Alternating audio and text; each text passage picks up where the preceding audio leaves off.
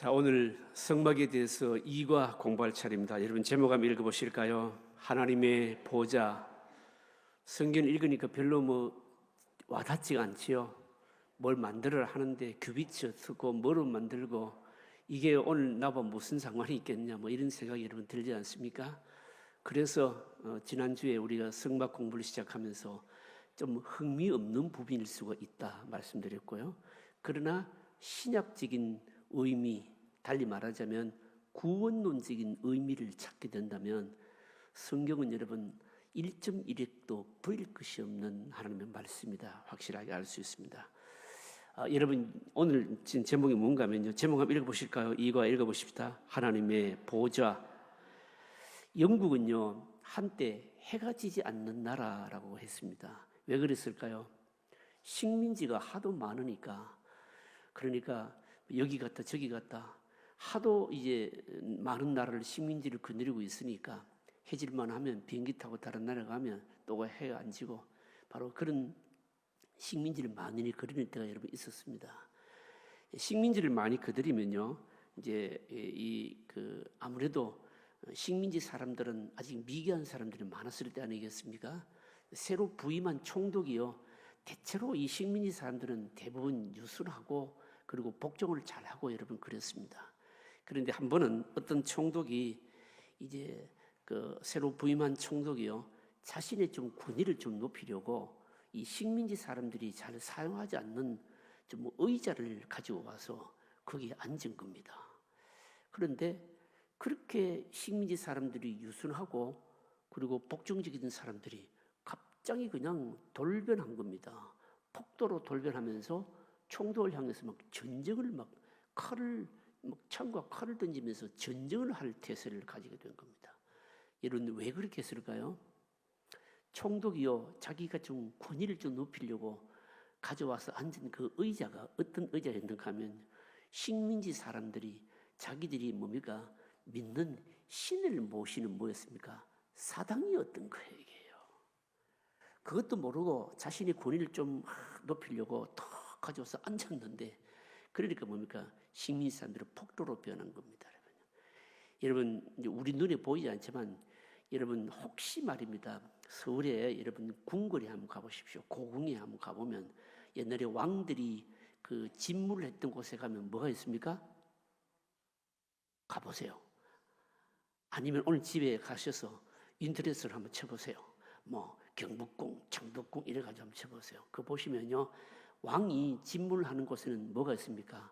왕이 앉는 자리가 있죠. 왕좌. 그러니까 왕들이 앉는 자리가 있거든요. 그 왕이 앉는 바로 자리에 해당하는 것이 오늘 저녁에 우리가 공부를 하려고 하는 겁니다. 뭘까요? 사실은 법궤라고 하는 거예요. 정극궤라고 말하기도 하는 바로 그런 내용들입니다. 자, 한번 보겠습니다. 도움만 한번 읽어보실까요? 같이 읽습니다. 하나님께서 아카시아 나무의 일종인 시딤 나무로 네모난 궤를 만들라고 하십니다. 그리고 그 네모난 궤에 안팎을 순금으로 싸게 하십니다. 또 이 궤 장방형으로 만들어 들고 다닐 수 있도록 네 모퉁이에 고리를 달아 아카시아로 만든 긴 막대 채를 고리에 꿰어서 들고 다니게 했습니다.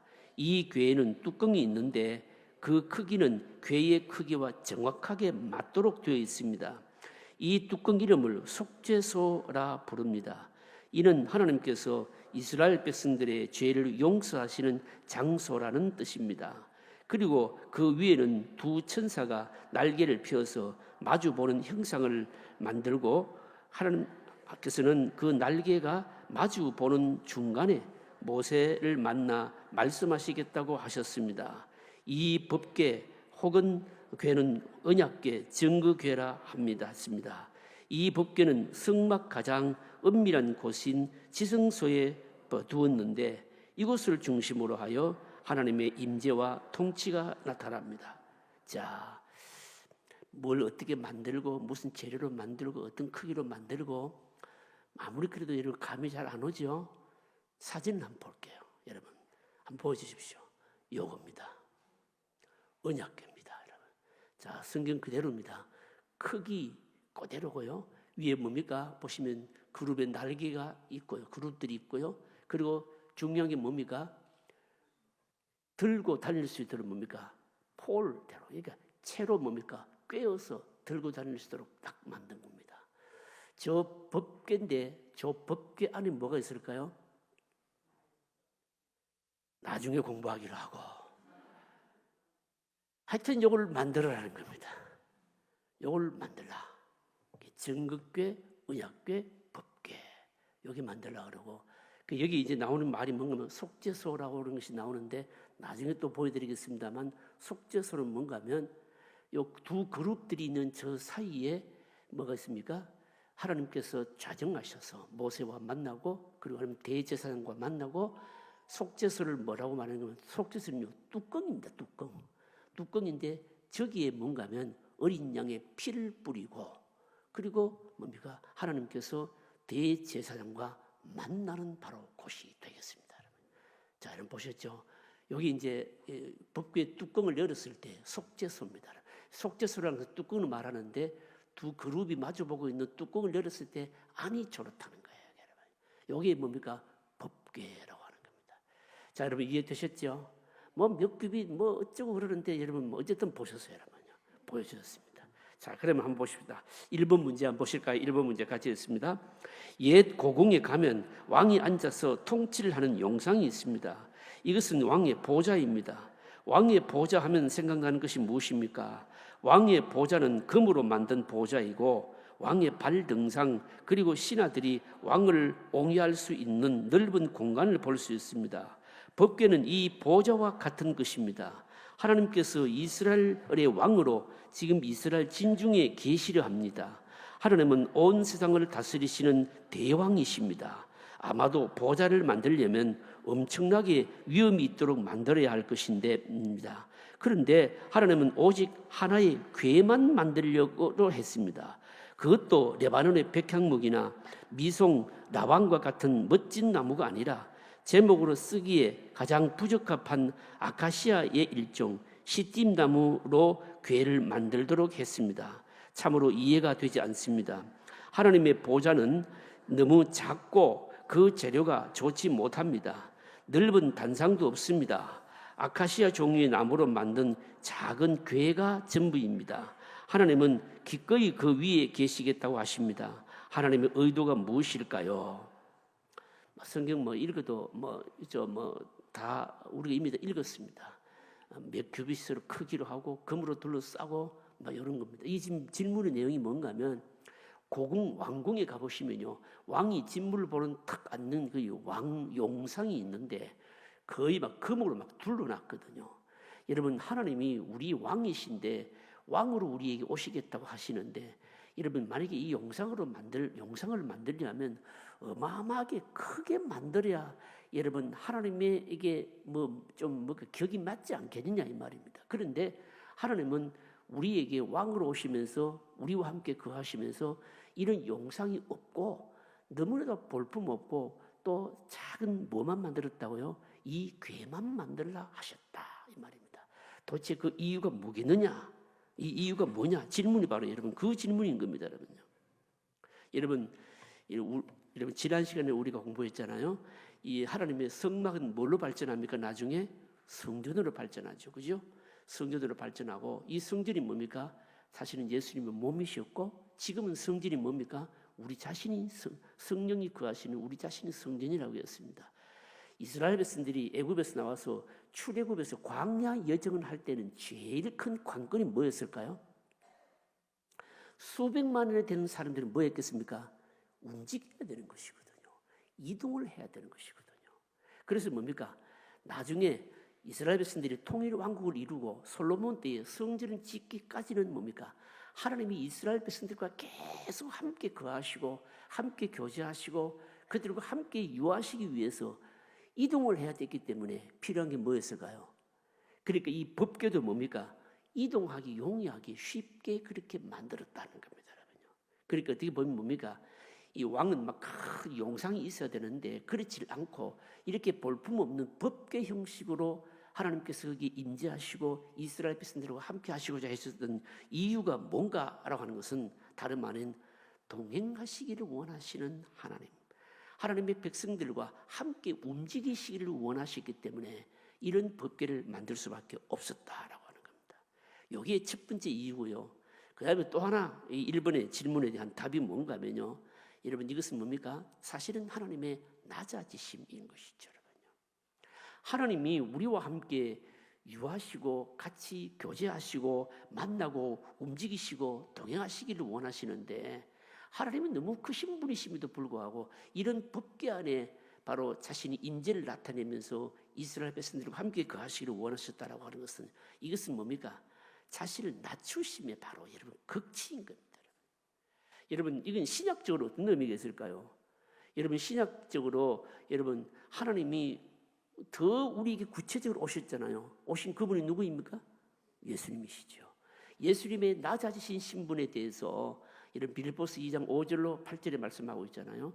여러분, 하나님의 가장 겸손한 것이 뭔가 하면요, 몸을 입고 오셨다, 이 자체가 여러분 바로 낮아지심입니다. 여러분, 우리는 성경을 보면서 병자가 고침을 받고 죽은 사람이 살아나고 이런 걸 가지고 참 어마어마한 기적이라 그러잖아요. 그런데 사실은 최고의 기적은 여러분 무엇일까요? 최고의 기적은 하나님이 뭡니까? 몸을 입고 인간이 되어서 오셨다. 이게 여러분 최고의 기적인 거예요, 여러분. 그런데 하나님이 몸을 입고 오신 것도 낮아지셨는데, 여러분 우리를 위해서 얼마만큼 낮아지셨다고요? 죽기까지 낮아지셨다, 이렇게 말하는 거예요. 이게 하나님의 뭡니까? 낮아지신 뭡니까? 비하의 바로 신분의 바로 모습인 겁니다. 이 법궤를 통해서 우리에게 암시하는 것이 뭔가 하면요, 하나님의 낮아지심에 대해서 바로 겸손하게 낮아지심에 이미 우리에게 구약시대에 모형적으로 보여주셨다라고 하는 거죠.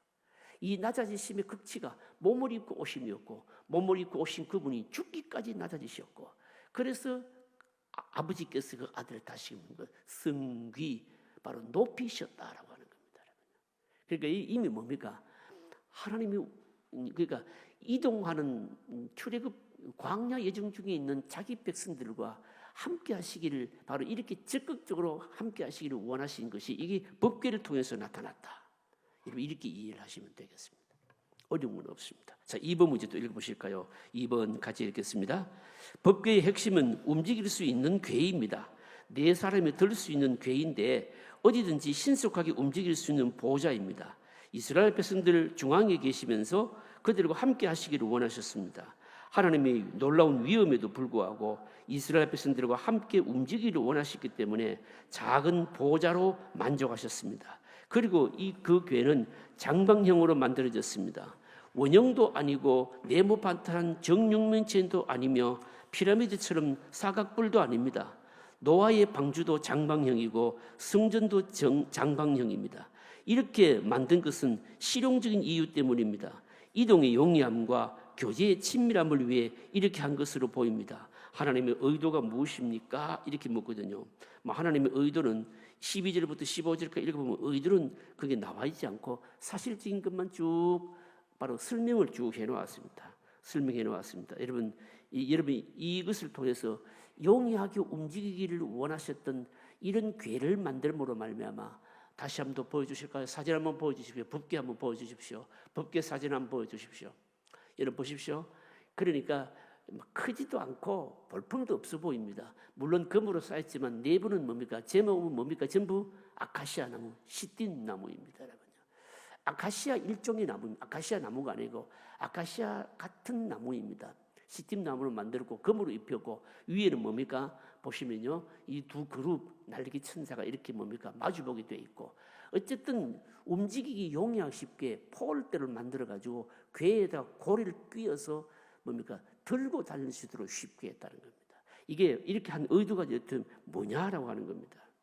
여러분, 이걸 통해 우리가 알아야 될 것은 뭔가 하면요, 하나님은 항상 우리의 중심에 계시기를 원하시고요, 장소에 국한된 분이 아니시다라고 하는 것을 상징적으로 보여주고 있는 겁니다.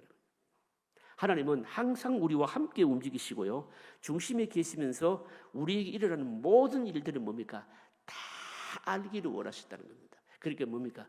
우리와 어떻게 하든지 가까이 하시기를 원하시는 하나님이셨다라고 하는 겁니다. 여러분, 하나님이 이런 식으로 우리에게 우리 중심에 계시면서 이동하기를 원하시고 가까이 하기를 원하셨다면, 그러면 우리도 그럼 어떤 태도를 취해야 되겠느냐라고 하는 겁니다. 우리가 어떤 태도를 취해야 될까요? 우리도 하나님 만나러 나올 때 하나님이 또 무슨 손님 대하듯이 그런 식으로 대하면 안 된다는 거예요. 하나님은 우리를 늘 중심에 계시고 이 출애굽 광야 여정 중에 있는 백성들과 그들 속에서 가까이 하기를 원하셨던 것처럼 우리도 하나님 만나러 나올 때, 만나려고 할 때 그런 친밀함을 가지고 나와야 된다는 겁니다. 하나님은 얼마나 구체적으로 우리 안에 들어와 계시는가 하면 삶 가운데 들어와 계시는 겁니다. 그러니까 우리의 가정과 직장 안으로 우리가 고민하는 어떤 삶의 고민의 현장으로 깊이 들어와 계시기를 원하시는 하나님이시다는 겁니다. 그래서 우리가 여러분 우리도 하나님을 만나려고 할 때는요, 뭘 해야 되는가 하면요, 가면을 벗고 만나야 되는 겁니다. 이게 여러분 중요한 거예요. 여러분. 가면을 벗고 만난다는 게 무슨 말입니까? 여러분 우리는 사실 하나님 만나러 올 때 말입니다, 우리 겉모습은 말입니다, 거룩하지만 속에 뭐 많이 숨기고 있는 거 많이 있잖아요. 그런데 아무리 숨겨봤자 뭐 하겠어요, 여러분요. 사람은 다 숨길 수 있는데 하나님은 숨길 수 있어요, 없어요? 없죠, 여러분요. 그래서 우리가 하나님 앞에 나올 때는 늘 상한 심령으로 나와야 되는 겁니다. 나는 하나님 만나기에 정말 역부족이고 부족한 사람이야. 하나님을 정면으로 바라볼 수도 없는 사람이야. 찬양할 수도 없는 사람이야. 말씀을 그대로 은혜롭게 받기에는 너무나 부족한 사람이야. 이런 마음으로 나와야 된다는 거죠. 가면을 벗고 뭡니까? 또 하나님을 손님 대하듯이 하지 말고 하나님이 우리를 친근하게 대하셨듯이 우리 가운데 계시기를 원하셨듯이 우리 역시 하나님을 친밀히 만나려고 하는 이런 마음으로 늘 하나님 앞에 나와야 된다는 겁니다. 그 다음 문제 보십시다. 자, 3번 문제 또 같이 읽어보실까요? 3번 같이 읽겠습니다. 또 법궤를 만든 재료를 보면 하나님께서 궁극적으로 무엇을 원하시는지 알 수 있습니다. 아주 쓸모없는 조각목, 시팀나무, 아카시아 나무 일종으로 만들었습니다. 그리고 금으로 입혔습니다. 하나님의 의도가 무엇일까요? 이렇게 묻거든요. 자, 여러분 10절 11절 한번 읽어보실까요? 10절 11절 같이 읽겠습니다. 그들은 조각목으로 궤를 짜되 길이는 2규빗 반, 너비는 1규빗 반, 높이는 1규빗 반이 되게 하고 너는 순금으로 그것을 싸되 그 안팎을 싸고 위쪽 가장자리로 돌아가며 금태를 두르고, 자, 그 다음에 또 몇 절입니까? 17절 읽어보실까요? 17절. 순금으로 속죄소를 만들 때 길이는 2규빗 반, 너비는 1규빗 반이 되게 하고 궤를 만들고, 이 속죄소는 말하자면 뚜껑입니다. 여러분 보십시오. 이게 지금 무엇을 의미하는 것일까요? 여러분 뭘 의미하는 것일까요? 무엇 때문에 아주 고급스러운 재료도 많이 있는데 너무 볼품없는 시팀나무, 아카시아의 일종으로 만든 이런 나무로 궤를 만들려고 했겠느냐? 여러분 어떤 의도일까요, 여러분요? 하나님께서 궁극적으로 원하시는 것이 뭔지를 여러분 우리에게 딱 보여주시는 겁니다. 사실은 여러분 이 시팀나무라고 하는 것은요, 아카시아 나무 일종인데 성지순례를 가게 되면, 제가 작년에는 제가 그걸 못 봐가지고 구입을 못했는데 가면 그 십자가 같은 이런 것들을 그 이스라엘에 가게 되면요, 이 조각목으로, 그러니까 이 시팀나무로 십자가를 만들어서 막 이렇게 팔고 이래요. 근데 그 나무가 막 얼마나 단단한지 몰라요. 굉장히 단단합니다. 그런데 뭐 가시 같은 게 있는 그런 나무거든요. 그러니까 이스라엘 백성들의 정체성이 뭡니까? 사실은 이 시팀나무가 같다는 거예요, 여러분. 왜 그럴까요, 여러분요? 이스라엘 백성들이 어떨까요, 여러분요? 여러분 뭐 시팀나무 이런 거 얼른 닿지 않잖아요. 우리나라 아카시아 나무하고 비슷합니다. 여러분 아카시아 나무가 쓸모가 있어요, 없어요? 아카시아 나무 별로 쓸모 없어요. 일본이요, 과거 36년 우리나라를 지배하면서 말입니다, 우리나라 온 산하에 말입니다, 아카시아 나무를 의도적으로 심었잖아요. 굉장히 빨리 자라면서, 뿌리는 빨리 자라면서 다른 식물들 다 죽게 해버리는 거예요. 그런데 이게요, 무슨 제목으로도 쓸 수 있는 나무도 아니고 사실은 여러분 땔감으로 쓰기에도 부족한 나무예요. 왜 그럴까요? 가시가 있으니까 아주 쓸모없는 거 이게요. 여러분 이렇게 쓸모없는 나무를 재료로 해서 법궤를 하나님께서 거하시는 법궤를 만들려고 하셨다. 이스라엘 백성들을 그렇게 뭡니까? 볼품없는 자들 가운데 거하시기를 원하신다라고 하는 하나님의 뭡니까? 의도인 겁니다, 여러분요. 여러분 생각해 보십시오. 이스라엘 백성들이요, 여러분 택함을 받았습니다. 택함을 받았는데 이스라엘 백성들이 택함을 받은 것은 무슨 다른 백성들보다도 다른 민족들보다도 도덕성이 뛰어나고 그리고 또 아니면요 무슨 자질이나 이런 것들이 뭐 월등하기 때문은 아니잖아요. 너무 볼품없는 자들입니다. 그럼에도 불구하고 그들을 바로 영광스럽게 변화시켜 주셨어요. 영원히 하나님과 교제하는 백성이 되게 해주시고요, 하나님을 나타내는 백성이 되게 해주셨다는 겁니다. 여러분 이게 오늘 우리들이 그대로 적용되지 않겠습니까, 여러분요?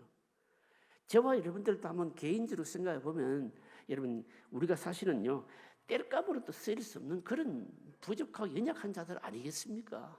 그런데 하나님께서 여러분 우리를 어떻게 하셨습니까? 친히 다 자기 백성 삼아 주시고요, 필요한 은사도 주시고요, 우리를 하나님 나타내시기로 사용해 주시기도 하시고요. 여러분 우리가 이거 생각하면 우리가 하나님 앞에 나와서 여러분 막 찬양할 때 여러분 우리 그냥 찬양하면 안 돼요. 사실 여러분 우리가 찬양도 하기에 합당하지 않는 자들 아닙니까? 그런데도 불구하고 뗄감으로서 쓰기에도 부족한 우리들을 부르셔서 말입니다, 하나님 나타내기로 하셨기 때문에 우리가 찬양할 때 여러분 그냥 찬양하면 안 됩니다. 하나님의 말씀을 받을 때도 뭡니까? 그냥 받으면 안 된다는 거죠, 여러분. 뭘 해야 될까요? 늘 황송한 마음으로 온갖 헌신을 다하면서도 말입니다, 뭡니까? 나는 없어지고 이런 마음으로 해야 된다는 겁니다. 이 법계의 재료를 통해서 우리에게 주시는 바로 교훈입니다. 그 다음 문제 보실까요? 자, 4번 문제. 이 4번 문제는 뭡니까? 이게 지금 문제가 굉장히 길어요. 문제가 굉장히 길다라고 하는 것은 제가 한번 설명하고 나서 여러분들이 한번 귀에 들었고 나면 또 잊어버릴 가능성이 있어서 일부러 말입니다, 다 풀어서 썼어요, 여러분. 그러니까 문제 자체가 굉장히 길다는 것은 문제 자체 안에 뭡니까? 의미가 다 들어있는 거예요. 자, 한번 읽어보실까요? 같이 읽겠습니다. 하나님은 영이시기 때문에 모든 사람들의 생각과 뜻을 다 아십니다. 우리가 알지 못하는 죄까지 다 아는 눈을 가지신 분이십니다. 그래서 그 앞에 선다는 것은 바로 우리의 죽음을 의미합니다. 하나님은 회중 가운데 계실 수 없는 분이십니다. 아무것도 모르는 분이면 그냥 계시겠지만 하나님은 모든 사람의 마음과 생각을 알고 계신 분이십니다. 그런데 어떻게 거룩하신 하나님께서 이스라엘 백성들과 함께 사실 수가 있을까요? 그것은 거룩한 눈을 잠시 덮는 뚜껑이 있기 때문입니다. 그것이 바로 속죄소입니다. 속죄소는 뚜껑입니다. 이스라엘의 죄를 보면 하나님께서 진노하실 수밖에 없지만 하나님의 눈을 잠시 덮으십니다. 무엇이 그렇게 할까요? 그것은 어린 양의 피입니다. 속죄소는 어린 양의 피를 뿌리는 곳입니다. 대제사장이 이곳에 와서 피를 뿌리고 하나님의 말씀을 듣습니다. 이 속죄소가 있기 때문에 항상 진노의 하나님 대신에 은혜로운 하나님을 대할 수가 있습니다. 왜 하나님이 어린 양의 피를 보이는 자들을 심판하지 않으실까요? 그것은 어린 양의 피가 하나님 자신의 표시이기 때문입니다. 하나님 자신이 주신 것이기 때문입니다. 하나님의 진노를 가리는 것은 오직 어린 양의 피밖에 없습니다. 어린 양의 피는 하나님의 제안하신 약속입니다. 하나님의 심판대 앞에서, 하나님의 불같은 진노의 심판 앞에서 어린 양의 피는 우리의 운명을 바꿉니다. 어린 양의 피는 영원한 심판대 앞에서 우리의 구원을 보장해 줍니다. 지금 사람들이 쌓아놓은 재물이나 지식은 그때에 아무런 도움이 되지 못합니다. 이 모든 것은 더욱더 무서운 진노를 불러일으킵니다. 그러나 그리스도의 피를 믿는 사람은 그 순간에 심판을 면하는 보장이 있습니다. 그래서 그리스도의 피를 믿는 믿음이 있는 사람은 여유를 가집니다. 오늘 우리가 거룩해질 수 있는 길이 무엇입니까? 자, 17절부터 21절까지 17절부터 21절까지 성경 내용입니다. 한번 읽어보실까요? 같이 읽어보겠습니다. 순금으로 속죄소를 만들 때 길이는 2규빗 반, 너비는 1규빗 반이 되게 하고 금으로 그룹 둘을 속죄소 두 끝에 쳐서 만들 때 한 그룹은 이 끝에 한 그룹은 저 끝에 곧 속죄소 두 끝에 속죄소와 한 덩어리로 연결할지며 그룹들은 그 날개를 높이 펴서 그 날개로 속죄소를 덮으며 그 얼굴을 서로 대하여 속죄소를 향하게 하고 속죄소를 궤 위에 얹고 내가 네게 줄 증거판을 궤 속에 넣어라. 자, 사진을 한번 다시 한번 보여주실까요? 여러분 법궤 사진 한번 다시 보여주십시오. 자, 요건 이제 속죄소입니다. 이거 법궤고요. 여러분 두 그룹이 날개를 마주하고 있죠. 그러니까 그 가운데가 속죄소가 되겠는데, 속죄소는 이제 어토인먼트 칼브입니다. 그러니까 이게 속죄소는, 그러니까 말하자면 속죄를 하는 일종이 뭡니까? 거기 피 뿌림을, 어린 양의 피를 뿌리는 곳인데, 그러니까 그 이제 덮어놓는, 법궤를 덮는 뭡니까? 뚜껑이라는 뜻입니다. 속죄소는요. 근데 이게 왜 중요한가 하면, 여러분 다시 이제 속죄소만 보여주십시오. 사진을요. 속죄소 이제 뚜껑을 열었을 때 이제 모습입니다. 저 뚜껑 열려 있는 저 부분이 뭡니까? 속죄소라는 거죠, 여러분요. 근데 이게 왜 중요할까요? 왜 중요한가 하면 대제사장이 성소 안에, 지성소 안에 들어와서 이 법궤 앞에서 제사를 드릴 때 바로 이 속죄소, 그러니까 뚜껑 조기에 뭐를 한다고요? 어린 양이 뭘 한다고요? 피를 뿌린다는 거예요, 여러분요. 그래서 여러분 이 말씀 속에, 질문 속에 말입니다, 사실적인 것을 쭉 설명하고, 이것이 뭡니까? 신약적인 의미까지, 어떤 의미가 있는지까지 쭉 설명을 지금 다 해놓았거든요, 여러분요. 다 해놓았습니다, 여러분요. 이 속죄소가 왜 중요할까요? 중요한 것은 어린 양의 피를 뿌리는데, 이 어린 양의 피는 뭘 상징할까요? 예수님의 뭡니까? 죽으심에 자기 몸의 피를 상징하는 거예요. 이 피를 보고 뭡니까? 피를 뿌리고, 그리고 모세가 또 대제사장들이 하나님으로부터 뭡니까? 말씀을 듣는 것이죠, 여러분요. 그러면 뭡니까? 백성들이 죄가 뭡니까? 용서함을 받는다고 하는 거죠, 여러분요. 그래서 여러분 여기에 어린 양의 피는 뭡니까? 하나님께서 사실은 뭡니까? 이 피를 통해서 다 이스라엘 백성들이 우리의 죄를 용서해 주시겠다고 하는 하나님의 뭡니까? 약속인 것이죠. 이 4번 질문 속에 질문이 이런 거 아니겠습니까? 이게 무슨 내용인가 하면요, 하나님은 너무너무 거룩하신 분이시기 때문에 우리 죄인들이 하나님을 직접 대할 수 있을까요, 없을까요? 없어요, 이게요. 왜냐하면 하나님은 너무 거룩하신 분이기 때문에 우리의 속에 있는 죄나 숨기는 모든 어떤 죄성이나 이런 것들 다 알고 계시는데, 도저히 우리가 하나님을 직접적으로 대면할 수가 없어요. 하나님을 직접 대면한 그 자체는 죽음인 거예요, 여러분요. 그런데 하나님께서 뭡니까? 하나님께서 우리가 하나님을 만날 수 있도록 자신이 뭡니까? 가리셨다는 겁니다. 그 가리는 역할을 하는 것이 이 속죄소, 그러니까 뭡니까? 뚜껑이고, 법궤의 뚜껑이고, 여기에 어린 양이 피를 뿌림으로 말미암아 죄의 용서를 받도록 해주셨다라고 하는 겁니다. 여러분 한번 생각해 보십시오. 혹시 여러분요, 그 창세기 38장에 보시면요, 이해를 돕기 위해서 설명드리는 겁니다. 창세기 38장에 보시면요, 유다가요 한때 굉장히 방탕하지 않았습니까? 얼마나 방탕했는가 하면요, 어느 곳에 창녀가 있었는데 그 창녀에게로 들어가잖아요, 여러분요. 여러분 그 창녀가 누굽니까? 다말, 자기 누구였습니까? 며느리였잖아요, 여러분요. 며느리였는데, 근데 며느리는, 다말은 뭡니까? 다말은 왜 이렇게 이 창녀를 속이고 시아버지와의 뭐 이상한 관계를 했는가 하면, 이거는요, 다말의 이런 것은 나중에 뭐 창세기 강의를 하면 창세기 38장에 가서 강의하겠습니다만, 다말은 이방 여인이었는데, 이방 여인으로서 뭡니까? 그러니까 하나님의 이 유업을 상속하기 위하려고 하는 놀라운 믿음의 행위로 칭찬하고 있는 것이죠, 그렇죠? 그런데 문제는 뭡니까? 다말이요. 그런데 이거 유다가 뭡니까? 창녀가 이제 자기 며느리인지 모르고 창녀와 어떤 뭡니까? 잠을 잤는데 자기가 가진 게 없었어요. 뭐 어떻게 됐든지 간에 뭐 창녀와 무슨 일이 있으면 대가를 지불해야 되는데 가진 것이 없었으니까 나중에 양을 주기로 하고 자기 인장하고 지팡이하고 그리고 허리띠를 뭡니까? 주잖아요. 그런데 얼마 안 있다가 보니까 이 다말이요, 유다의 자기 며느리가요, 자기 며느리가 뭡니까? 부정하게 아이를 가졌다고 하는 막 소문이 들리지 않았습니까? 그래서 유다가 어떻게 합니까? 이 다말을요, 며느리를요, 불에 태워 죽이려고 하잖아요.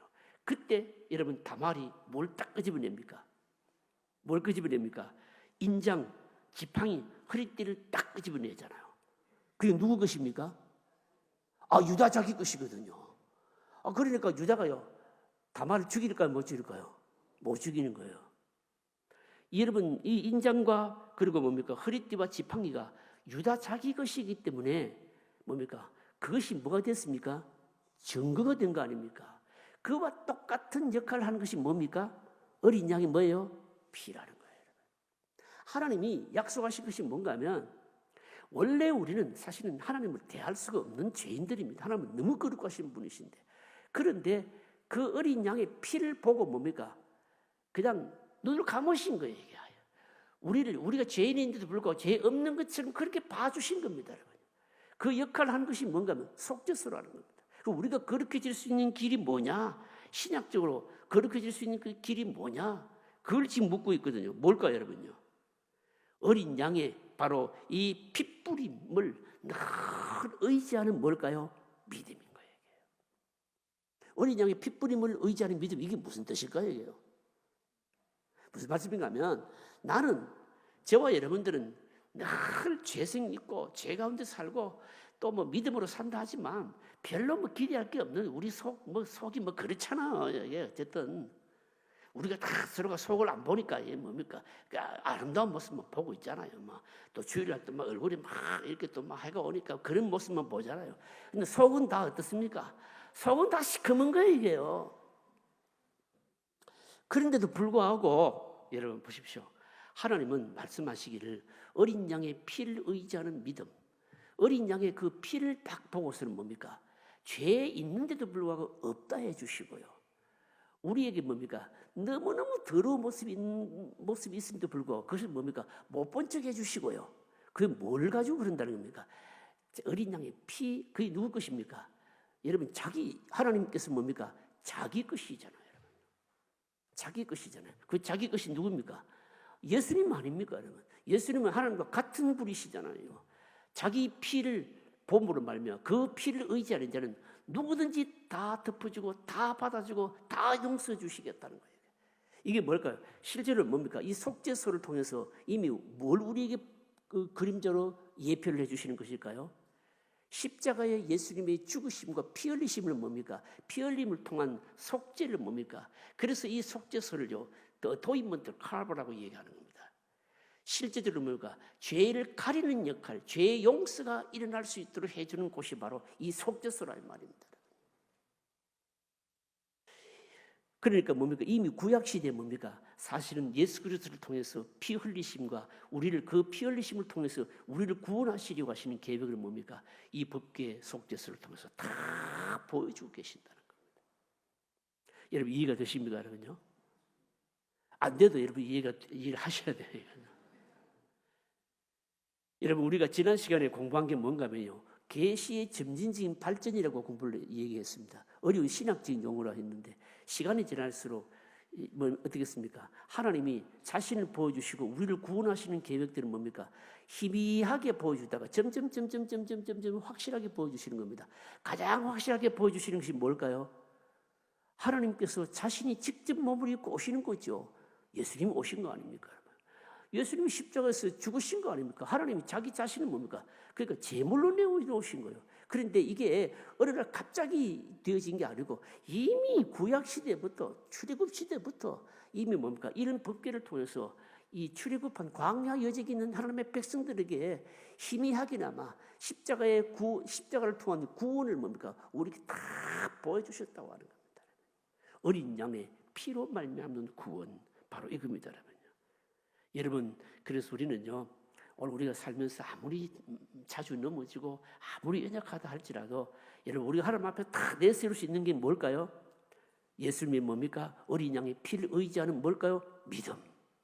그것만 있으면 하나님은 꼼짝 못해. 나는 뭐 내세울 것이 없지만, 그러나 이미 하나님이 약속을 하셨거든요. 그 피는 내 피라고 약속하셨겠고, 예수님께서 하나님으로서 오셔서 피를 직접 흘려주셨고, 그리고 그 피를 믿는 믿음으로 딱 나아가면 그 피만 딱 보이면 뭡니까? 하나님은 다 용서해 주시는 겁니다. 여러분, 그래서 우리가 기도할 때도 누구 이름으로 기도합니까? 예수님의 이름으로 기도하잖아요. 예수님의 이름으로 기도도 하고 예수님의 이름으로 믿음 생활도 하고 예수님의 이름으로 모든 걸 다 할 수 있는 거예요. 이게 뭡니까? 구약시대의 입이 뭡니까? 이렇게 환하게 그림자로 보여주셨다. 바로 이겁니다. 자, 그 다음 문제 보십시다. 몇 번 할 차례입니까? 5번. 자, 같이 읽어보실까요? 같이 읽겠습니다. 하나님의 영광과 임재를 나타내는 법궤 안에는 두는 것이 무엇입니까? 황금으로 빛나는 법궤의 외부와는 달리 법궤 내부는 투박하고 화려하지 않는 몇 가지 물건들이 보관되어 있습니다. 이것은 무엇을 의미하는지 적용해 봅시다. 자, 1번 보시면요, 세 가지인데요. 첫 번째로 16절 한번 읽어보실까요? 16절을 같이 읽겠습니다. 내가 내게 줄 증거판을 궤 속에 둘지며. 21절에도 말씀하고 있잖아요. 21절을 또 읽어보실까요? 21절 같이 읽겠습니다. 속죄소를 궤 위에 얹고 내가 내게 줄 증거판을 궤 속에 넣어라. 뭘 넣으라고요? 법궤 안에 뭐가 있다고요? 증거궤. 증거궤가 뭘까요? 증거판, 증거궤가 뭘까요? 증거판, 증거궤, 이게 뭘까요? 증거판이 뭘까요? 여러분, 바로 십계명이 적혀 있는 두 돌판입니다. 쉽게 말하자면 뭘까요? 말씀이죠, 여러분요. 하나님의 말씀이 이 법궤 안에 탁 들어있다는 겁니다. 하나님의 공의와 그리고 법과 성품을 증거해 주는 말씀, 증거판이, 두 돌판이 모세가 뭡니까? 시내산에서 받고 왔던 그 돌판이 탁 들어있다는 겁니다.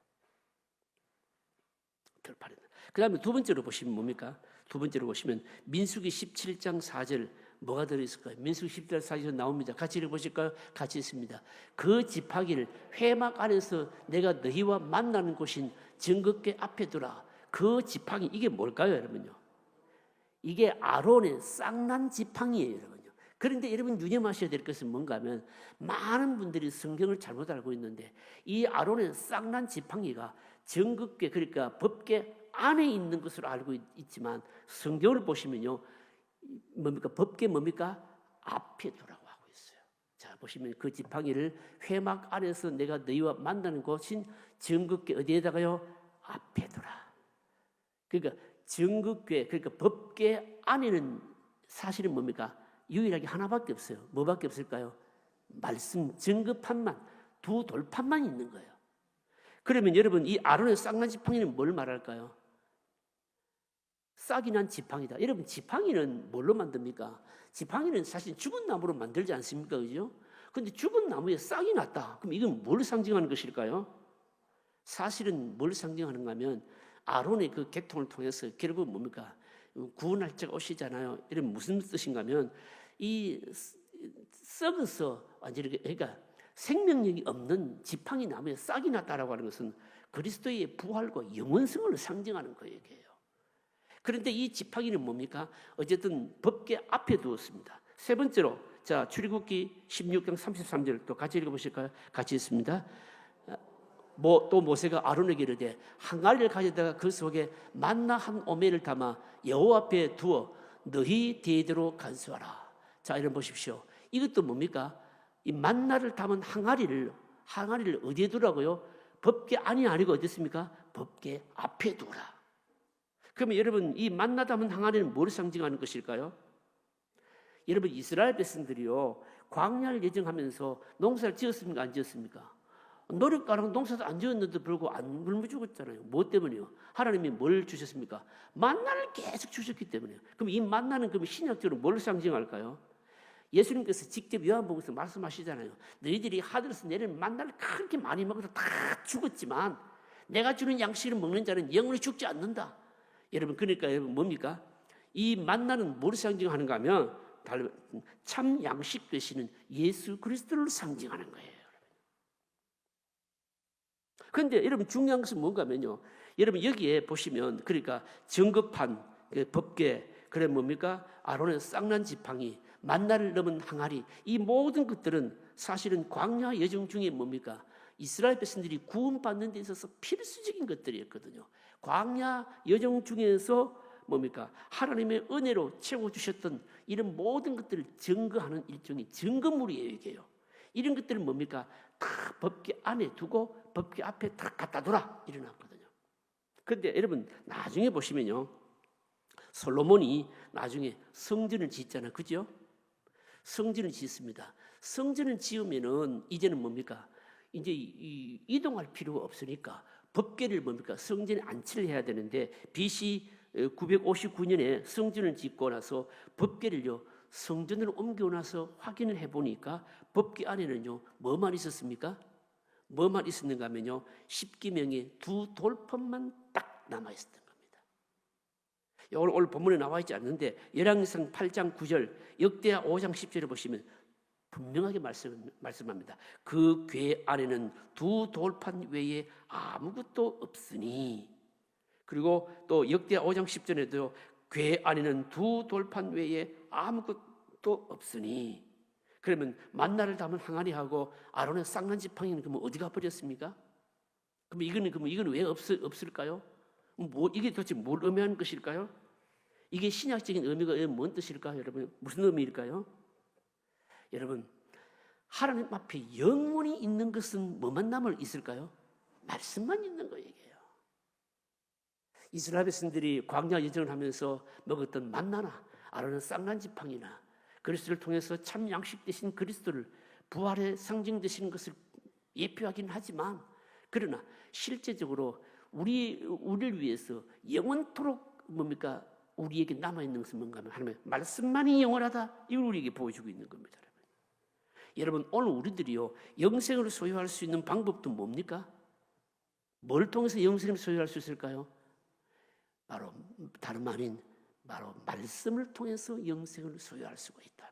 이거는요 우리의 믿음 생활의 놀라운 규칙도 우리에게 제공하고 있는 거예요. 여러분 이스라엘 백성들이 어떻게 보면 만나를 먹은 것은 뭡니까? 기적을 먹은 거 아니겠어요 이게요? 그죠? 여러분 기적을 우리가 믿음 생활하면서도 기적의 요소도 굉장히 중요해요. 병고침을 받고 그리고 또 뭐 기도의 응답 뭐 신비한 초월적인 여러 가지 많은 은혜도 필요하죠 여러분요. 그런데 여러분 그거는 뭡니까? 영원한 것이 됩니까? 안 될까요? 영원한 것이 못 돼요. 영원한 것은 뭡니까?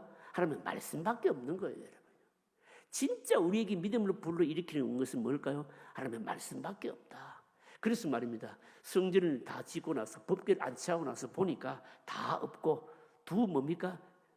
이 정급판만 그러니까 십계명을 기록한 2 돌판만 뭡니까? 언약궤 안에 남아있다는 거죠. 여러분 이게 신약적인 의미를 우리가 여러분 알아야 되는 겁니다. 우리 속에 임재에 계신 그 하나님께서 우리를 통해서 자신을 나타내시는 방식, 우리가 믿음을 가질 수 있는 통로, 이 모든 것들이 다 뭘까요? 말씀이라는 거예요. 이해가 되십니까, 여러분요? 여러분 그래서 여러분 예수 그리스도를 믿는 믿음은 뭡니까? 그리스도의 말씀을 뭡니까? 들음을 통해서 나고 우리가 여러분 하나님을 예수님을 세상 속에 나타내는 것은 뭡니까? 우리가 하나님을 어떻게 보입니까? 하나님께서 하신 그 말씀을 선포하고 전파하고 말씀을 통해서 하나님을 나타내는 것이거든요. 그래서 우리 신앙생활의 유일한 규칙이 뭘까요? 말씀이다. 이게 뭡니까? 구약시대 이미 법궤를 통해서 우리에게 말씀해 주고 있는 거죠. 여러분 이해가 되십니까? 여러분요? 어렵지는 않습니다. 한번 듣고 잊어버리셔도 괜찮습니다. 그런데 여러분 깨닫기는 깨달으셔야 돼요. 여러분. 이 법궤를 공부하니까 그런 뜻이 있었구나. 이 정도는 알아야 된다면. 나 그 수요예배 때 그 법궤에 대해서 내가 공부했어. 여러분 좀 뭡니까? 뭔가를 자세히 몰라도 안 들은 사람하고는 좀 달라야 될 거 아닙니까? 너 법궤에 대해서 들어봤니? 나는 들었어. 이래야 될 거 아니겠어요 이게. 마지막 문제 하겠습니다. 다 했네요. 결론적인 정리 읽어보겠습니다. 결론적인 정리 같이 읽겠습니다. 하나님은 오늘 우리의 인격을 보호자로 삼으시겠다고 약속하셨습니다. 가장 거룩한 곳은 어떤 장소가 아니라 우리의 인격 안입니다. 영광의 하나님이 우리 안에서 우리와 만나시고 우리를 통하여 온 세상에 하실 것을 말씀하시겠다고 약속하셨습니다. 우리는 두려울 뿐입니다. 영광의 하나님이 우리 안에 거하시기 위해서는 우리의 중심도 비어 있어야 합니다. 하나님이 거하시기에 적합한 곳이 되어야 합니다. 복잡한 계획과 수많은 욕심으로 가득 찬 우리의 마음을 하나님을 모시기에 부족한 곳입니다. 우리는 참으로 부족합니다. 하나님을 모시기에는 너무나도 더럽고 추합니다. 우리가 어떻게 해야 할까요? 가만히 있지 말고 한 걸음 더 나아가서 주님을 모셔드리는 겁니다. 온 인격으로 하나님을 영광스럽게 하십시다. 마음속에 거룩한 찬양이 있도록 해야 합니다. 우리가 더운데 빠지고 정욕에 넘어질 때마다 신속하게 그것을 고백하고 정결함을 받으십시다. 이것이 우리의 가장 귀한 축복입니다. 기도하실까요?